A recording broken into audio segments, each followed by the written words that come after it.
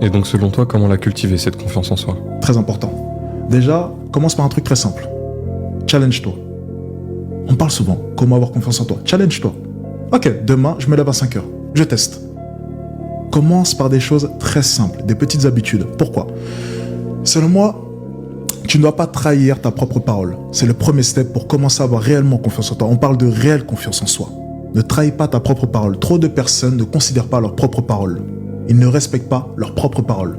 C'est demain je vais me lever à 5 heures, finalement 6h30. Demain je vais me lever à 8 heures, finalement 9 heures. Déjà commence par respecter ta propre parole. Donc demain, fais-toi un challenge. Lève-toi à 5 heures. Bang! Deuxième challenge, troisième challenge. Et ne triche jamais. Et tu vois, on parle souvent de se lever tôt. Ok?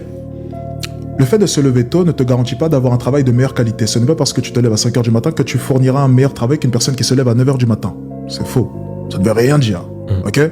Tu vas peut-être même faire les mêmes tâches, peut-être même moins bien. Et par contre, il y a une chose que ça va créer en toi. C'est je suis différent. C'est cette pensée-là qui va être créée.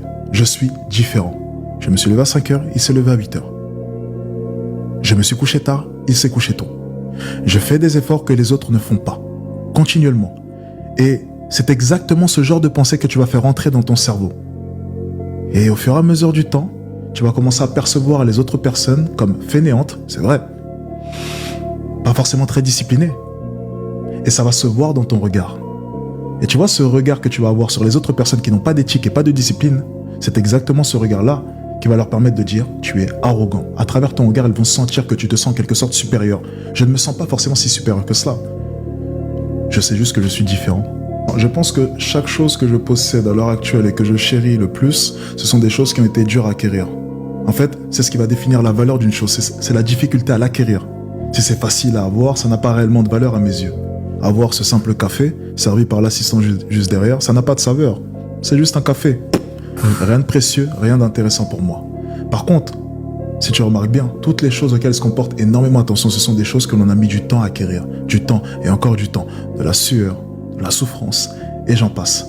Donc mon rapport entre la souffrance, l'échec, peu importe, et la réussite, c'est tout simplement que la souffrance, l'échec, peu importe, est en mesure de pouvoir embellir ma réussite, l'accentuer. Il n'y a pas de bonheur sans malheur, n'est-ce pas? Il n'y a pas de feu sans eau, n'est-ce pas? C'est un juste milieu, la nature est bien faite. Et pour ce qui est de la notion de succès, c'est exactement la même chose. Tes échecs, tes souffrances, peu importe, vont venir embellir tes réussites, les accentuer.